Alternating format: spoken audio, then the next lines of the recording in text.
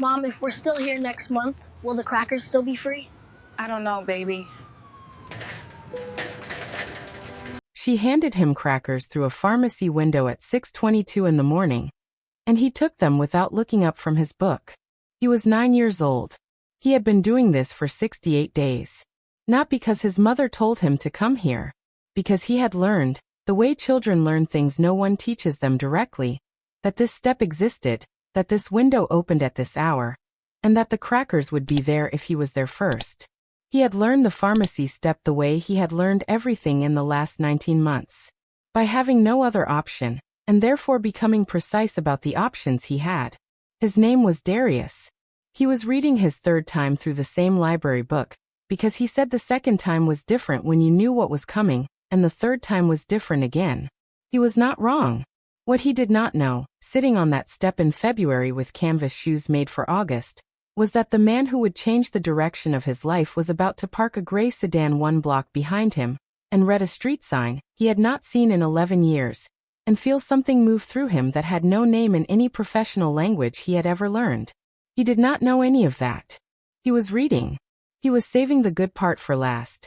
His mother was standing beside him. Renata Simone Cross had been awake since 4:17. Not from anxiety. From arithmetic. The shared bathroom on the second floor of the shelter was empty at 4:17. The coffee was fresh. The kitchen had hot water in a way it categorically did not at 5:30, when 12 families arrived simultaneously with the same need, and the compressed patience of people who have been managing their dignity in public for long enough that small inconveniences carry disproportionate weight. She had found 4:17 by working backward from 5:30, not with resentment. With the precision of a woman who had decided the only variable she could control was her own exactness. She woke Darius at 4:21, for minutes to be conscious before she required him to be functional. She had calibrated this over 68 days the way you calibrate anything you need to work correctly every single time. Darius dressed himself. He folded his pajamas and placed them in the specific pocket of the duffel bag designated for pajamas. Not approximately. In that pocket. Because that was the system, and the system was not negotiable, and he had not made it negotiable in 68 days because he understood, in the way children understand things their parents have not explained, that the system was the thing keeping them from a worse version of this. By 5 o'clock they were moving. She had $41 in her checking account. She knew this without checking because she had checked at 4:22, and the number would not change today, because nothing was coming in. The pharmacy check came Fridays. Today was Thursday. She was still employed. That was the thing people did not understand when they looked at the cart or the shelter sign-in sheet. They assumed a woman in a shelter was a woman without work. Renata had not missed a shift in 19 months. 26 hours a week at $15.40 an hour. She worked every shift. She asked for more 11 times. They did not have more. 26 hours at $15.40 was $400.40 before taxes. After taxes, $341. The shelter copayment was $90 per week. That left $251. Darius's asthma medication was $94 per month. Transit was $112. The bread he would eat without negotiation was $4.29 a loaf, 2 per week. The math did not work. It had not worked for 19 months. She made it work by finding the 4:17 of every problem, the exact point at which precision became possible, if she was willing to be awake for it. She was always willing to be awake for it. She was tired in a way that sleep did not fix. She was not broken. There was a difference, and the difference was the only thing she was certain of anymore. The gray sedan stopped at the light 1 block behind them at 6:19. Marcus Elliott Webb had been on a call since 6 o'clock. A development deal. 9 stories, 44 units. The financing was structured. The numbers were clean in the way that made institutional lenders comfortable, and the city planning office comfortable, and nobody else particularly comfortable. But nobody else was in the room when the decisions got made. He stopped speaking in the middle of a sentence. He was looking at the street sign at the intersection ahead. Fenwick Street. He had not seen that name in 11 years. Had not driven this block or searched it or done the thing people do with places they are avoiding, which is to approach them digitally from a distance that feels like curiosity, but is actually surveillance of your own avoidance. He had simply not returned. The light changed. He did not move. The car behind him waited 4 seconds. Then honked. Marcus pulled to the curb. He ended the call. He looked at the woman with the cart who had turned the corner without looking back, and at the boy behind her with the library book and the shoes wrong for the month. He got out of the car. He stood outside 1149 Fenwick Street and looked at the pharmacy his grandmother had opened in 1981 and run for 41 years. Webes Pharmacie, est. 1981. He read it the way you read a name you have not said aloud in years. Not with surprise. With the specific stillness that comes right before something opens that you thought you had permanently closed. Eleanor James Webb had opened the pharmacy at 38 years old after 13 years as a hospital pharmacist working overnight shifts, because the differential paid more, and she had a daughter to raise alone, and could not afford to turn it down. She saved for 9 years. She kept a ledger on the desk in the back room. Every expense, every repair, every dollar that came in and went out, recorded in handwriting that was small and even and never crossed anything out, because crossing out meant you had been wrong and Eleanor preferred to be right the first time. She kept 3 ledgers. The first was business accounts. The second was inventory. The third one Marcus did not know about until 11 years after she died. She had written at the top of the first page of the third ledger, "The real cost of what we are doing here." It was a record of what she extended to patients who could not pay. Not as a receivable. Not as a debt. As a record. She wanted to know the real cost. She wanted it written down. She wanted to look at it directly without the insulation of not knowing. The total when she died was $62,000. 23 years. $62,000 given to people who could not pay. Recorded in careful handwriting. Never mentioned to anyone. Never converted into a tax deduction or a foundation named after herself or a reason she gave when people asked why she stayed on Fenwick Street for 41 years, when she could have moved the practice somewhere the margins were better. She stayed because the margins were worse here. That was the reason. She had not considered it worth explaining. Marcus had grown up in the back room of this pharmacy.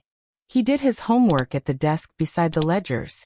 He listened through the window between the back room and the counter as his grandmother talked to customers, her voice shifting registers for the elderly and the children, and the people who were embarrassed about what they needed and required a specific ordinary professionalism that made the transaction feel unremarkable, so they could leave with their dignity intact.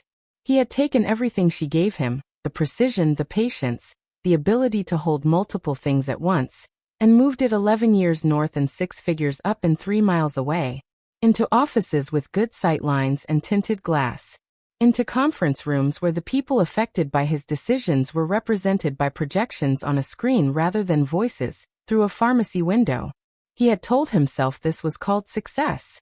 He was standing on Fenwick Street beginning to think it might be called something else. He found them at the pharmacy step. Darius was reading.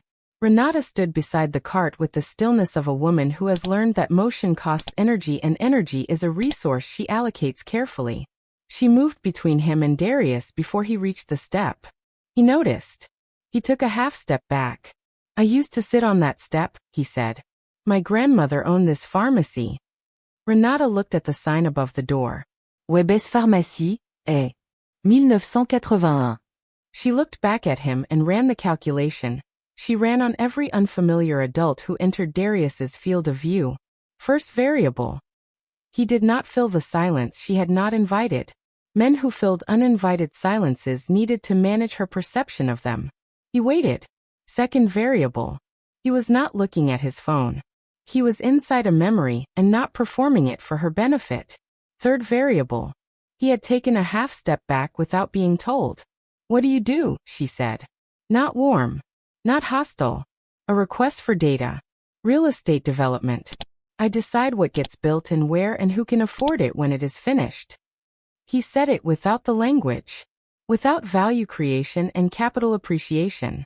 He said it the way it actually was. "Do you build things people like us can afford?" she said. 3 seconds. "Not enough of them," he said. She looked at him for a long moment. Then at Darius. Darius was reading. He had given no indication he was listening. He was listening to everything. "There is a place 2 blocks north," she said. "He will eat eggs. I need to be back by 8 o'clock." She folded the cart. She did not hand it to him. He did not offer. She carried it and he walked beside her, and neither spoke for the length of the first block, and the silence was not uncomfortable because it was not hers to fill and she had stopped filling silences that were not hers somewhere around month 4 of the 19. They ate breakfast. Renata ate without the self-consciousness of someone being observed, which meant she had moved past the stage of scarcity, where being provided a meal felt like a statement about her condition, and into the stage where a meal was a meal, and she would eat it because her body needed fuel, and because Darius needed to see her eat. Darius ate eggs and read with the book propped against the napkin dispenser, which he had positioned for this purpose within 30 seconds of sitting down. Renata told Marcus about the hours cut and the apartment, and the letter with the word transition in it, and the wait list and the shelter and the 417. She told it as a sequence. Not a tragedy. Not a performance. A sequence of events that had produced the current configuration of her life. He listened without building the answer while she was still delivering the information. She noticed this. Most people could not do it. The ones who could had been raised by someone who understood that listening was not the pause between your responses, but the thing itself. When she finished, he was quiet. "How long on the rental assistance waitlist?" he said. "4 months." "Where in the queue?" She had not planned to say the next part. 11 days from the top, she said. She let it stand. She had said it and she would not unsay it because the man across from her had not yet done anything that required her to be less honest than she was. "What happens when you clear the list?" he said. "Voucher. Then I find a unit. I need first and last and security." "How much?" $4,200. Average. He nodded. He did not say you are almost there. He did not reach for the language people reach for when they have been given information they do not know how to hold. Darius had finished the eggs. He was reading. He had not looked up during the conversation about the $4,200, because he already knew the number. He knew everything in his mother's calculations. By proximity. By listening without appearing to listen. Marcus looked at the check when it came. He looked at it the way his grandmother had looked at the cost of feeding someone. As a thing with a number, and the number was not the point. He put his card down. Renata filed this without comment. He went into the pharmacy after breakfast. The pharmacist behind the counter was a man named Chaudhary, who had a quality of attention Marcus recognized immediately. The attention of someone who sees the person holding the prescription rather than the prescription itself. "Eleanor's grandson," Chaudhary said. "Not a question. You look like her. Around the eyes. The way you hold still when you are thinking." Marcus stood with this for a moment. "She kept 3 ledgers," Marcus said. "Did you know about the third one?" Chaudhary looked at him. "I found it in my 2nd year," he said. "It took me a while to understand what it was. She extended $62,000 over 23 years to patients who could not pay. Never mentioned it. Never wrote it off. She kept it because she said she needed to know the real cost of what she was doing." Marcus stood at the counter of his grandmother's pharmacy and did not speak. He had written checks larger than $62,000 to organizations he believed in. He had filed the receipts. Received the thank you letters. Read them once. He had called it giving back. His grandmother had called it the real cost of what we are doing here, and kept it in a ledger she never showed anyone. There was a difference between those two things. He was only beginning to be able to name it. Chaudhary went to the back room. He returned with a glass jar, sealed with a rubber band. Inside, visible through the glass, a folded piece of paper. "She left this when we bought the practice," Chaudhary said. "For her grandson when he came back. I told her I did not know if he would." He paused. "She said he would. She said it would take him a while." Marcus sat in his car with the jar in his lap for 6 minutes. He was not ready. He sat for 6 minutes. Then he opened it. The handwriting was hers. Small, even crossing nothing out. She wrote about the pharmacy. About the morning she unlocked the front door for the first time, and understood that she had built something that now had to be what it said it was every single day, because the neighborhood had no backup for it. She wrote about the third ledger, that she had started it when a woman came in $14 short for her daughter's medication, and Eleanor covered it without comment and went to the back room and wrote it down. Not to track the debt, to track the truth. She had kept tracking the truth for 23 years, because people who do not know the real cost of what they are doing eventually stop doing it or start doing it badly. She wrote about Marcus, that she had watched him grow up in the back room, and given him everything she knew how to give. The precision, the patience, the ability to hold multiple things without dropping them. That she was proud of this and that pride was not something she expressed easily, so she wanted him to know she had written it deliberately. Then, there is a thing I could not teach you because I did not know how to teach it. I think it can only be learned from the ground. You have to be close enough to feel the temperature of a thing before you understand what it needs. I stayed close enough to know their names and their medications, and the months they were behind and the $14 that started everything. Staying close was not a strategy.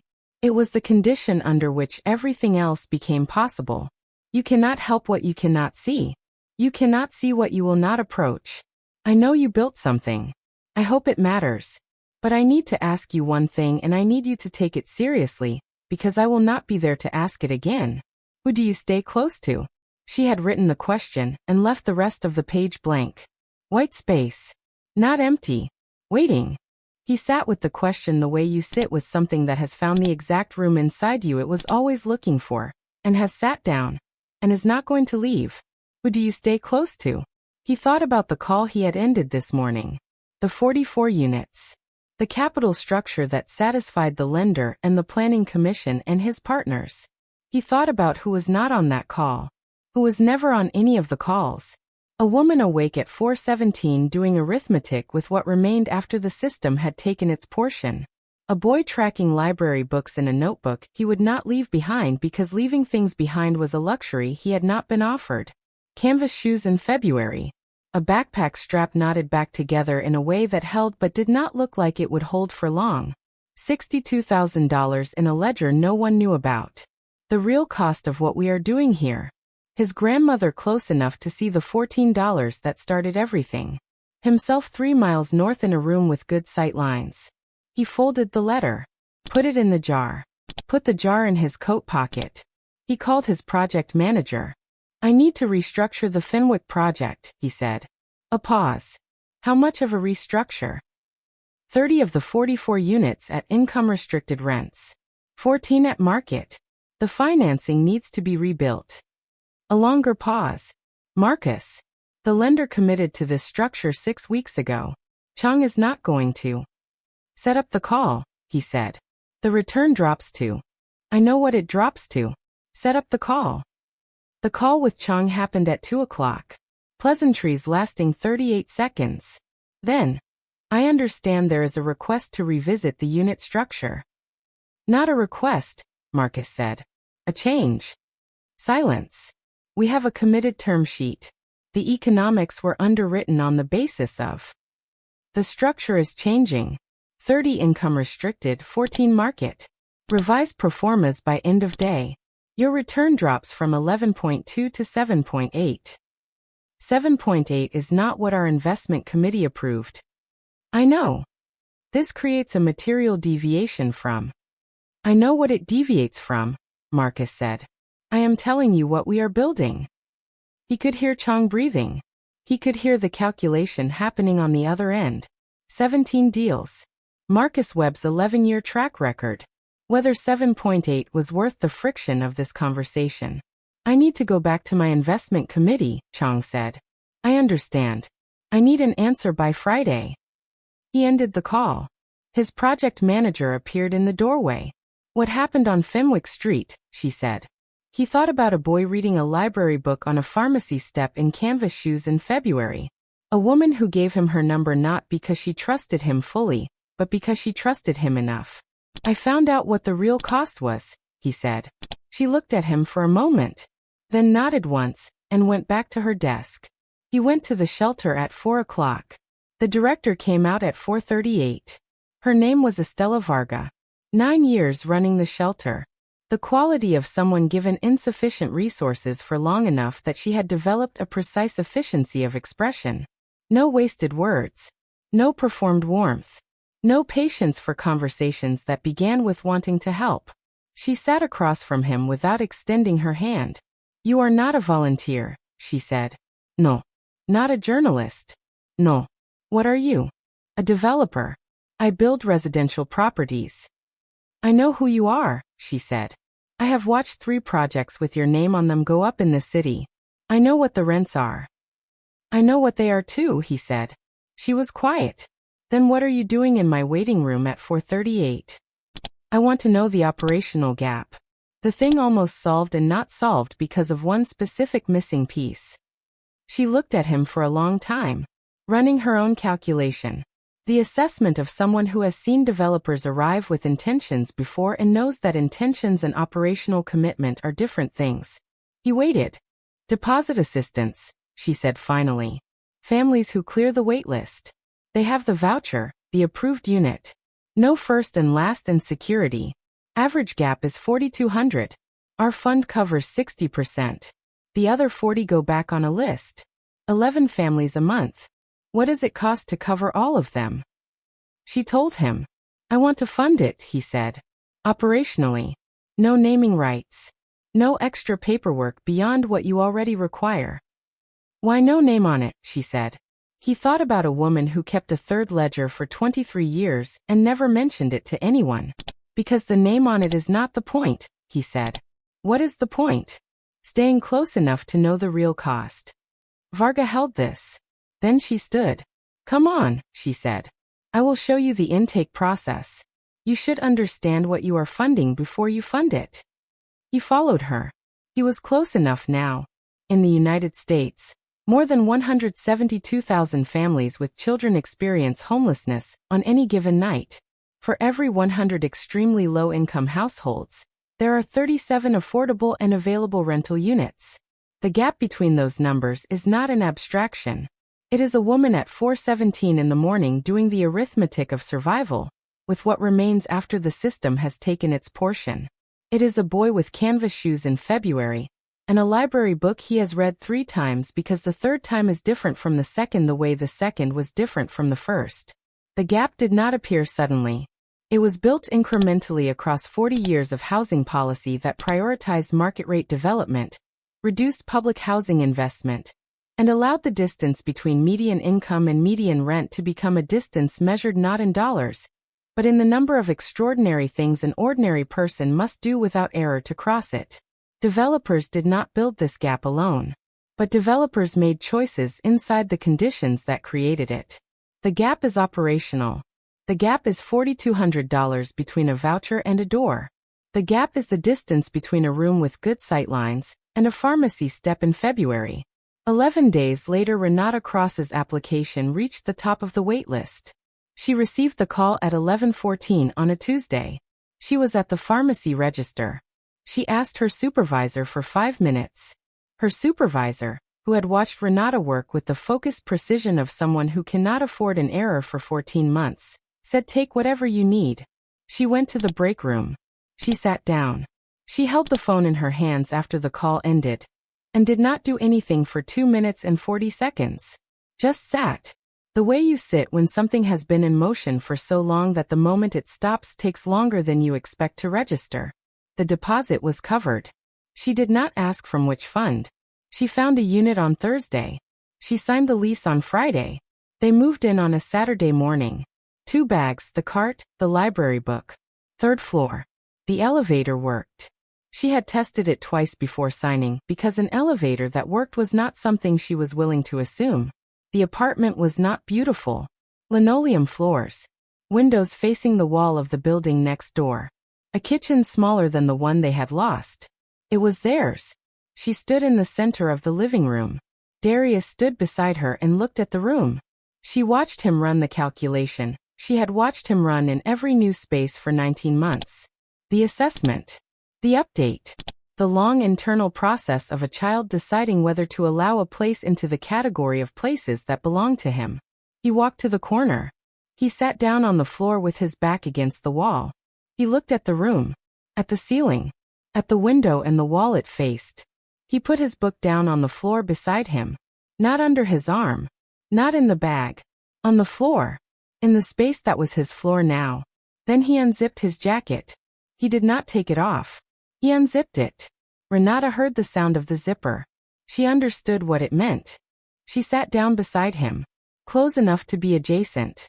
Far enough to respect the geometry of his need, which she had learned over 9 years and which was precise and which she honored by leaving it exactly as it was. They sat. The light through the window was indirect. The kind that exists because something larger is blocking the direct source, but cannot block it entirely. It was enough light. Exactly enough. Outside, Fenwick Street continued being Fenwick Street. The same street it had been at 6:22 that Thursday morning when a boy sat on a pharmacy step with a library book and took crackers through a window without looking up. The same street it had been for 41 years while a woman stood behind a counter and kept a third ledger of the real cost of what she was doing there. The street did not know about the lease. It just continued. The way streets continue when people are surviving on them. The way streets continue when people are building something on them. The way streets continue when those two things turn out to be the same thing. Marcus went back to Fenwick Street on a Saturday in March. He went to the back room of the pharmacy. He stood at the window and looked through it at the counter and the street beyond and the pharmacy step where a woman was sitting with a coffee she had not finished. Not Renata. Someone he did not know. A woman who had found the step the way people find useful things in a neighborhood.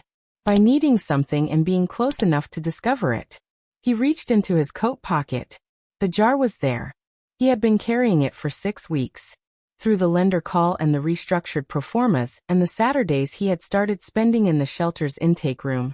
Not doing anything administrative, just being present, just staying close enough to learn the names and the situations and the specific places where the money reached and where it did not yet reach. He took out the letter. He read the question one more time. Who do you stay close to? He folded it along the original creases. Put it back in the jar. Put the jar in his pocket. He went to the front. Chaudhary was behind the counter. The Saturday deliveries, Marcus said. The north end of the block. I want to take them.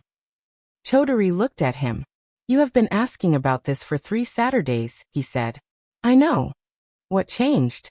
I stopped asking and started showing up, Marcus said. Chaudhary reached under the counter and pulled out a bag. Mrs. Okafor at 1161. Mr. Vasquez at 1178. Eleanor knew them both for 30 years. She knew what they took and when. She knew to knock twice because they do not always hear the first time. Marcus took the bag. Knock twice, he said. Knock twice, Chaudhary said. Marcus went out the front door onto Fenwick Street. He stood on the step for a moment. February was behind them. March had the quality of a month that has not yet decided what it is going to be. Cold enough to remember winter. Light enough to suggest something else is coming. The fig tree in the planter his grandmother had placed in front of the pharmacy in 1979 was budding. Small closed buds along the lower branches. Nothing open yet. Nothing given yet. But the buds were there, which meant the tree had decided. And the deciding had happened in the roots long before any of it was visible. Marcus looked at the buds. He thought about the word planted. How different it was from built. How one required you to believe in a future you would not control. He turned left. He walked toward 1161. He knocked twice. This did not happen. None of these people exist. Renata Cross is not a real woman. Darius is not a real boy. Eleanor Webb's pharmacy is not on a real street. The third ledger is fictional. The jar is fictional. The fig tree is fictional. But here is what is not fictional. There are 172,000 families with children experiencing homelessness in the United States tonight. For every 100 of them who need an affordable place to live, there are 37 units available. The gap between those numbers is 63 families competing for something that does not exist, and a system that has decided this ratio is an acceptable cost of doing business. The system does not pay the cost. A woman at 417 pays it. A boy with canvas shoes in February pays it. I wrote this because I once watched a woman hand crackers through a window at 6:22 in the morning to a child who took them without looking up, and I walked past and I noted it, and I moved on, and I have thought about that specific movement. The movement past, every day since. Not with guilt. Guilt is static. With the question that changes what you do the next time you are standing in the same place. The next time I was standing in the same place I stopped. It was not enough. But it was different from walking past. And different is where it starts. If you want to do something beyond reading this, look up the National Low-Income Housing Coalition. Look up your city's rental assistance program, and whether it is fully funded. Find the family shelter nearest to you, and ask what 11 families a month actually need. And the thing that costs nothing. Stay close enough to know the real cost. Know someone's name. Know what they take and when they take it. Knock twice. This is a work of fiction. The characters, the pharmacy, the shelter, the street, the ledger, the jar, and the fig tree are entirely imagined. But the conditions they move through are real, measurable, and present in every American city on every morning at every hour including 6:22 and including 4:17. Fiction cannot close a housing gap. But it can change the resolution at which you see the people living inside one. That is where it begins. Not in the data. In the seeing. Not from a room with good sight lines. From the step. Subscribe for more. See you in the next one.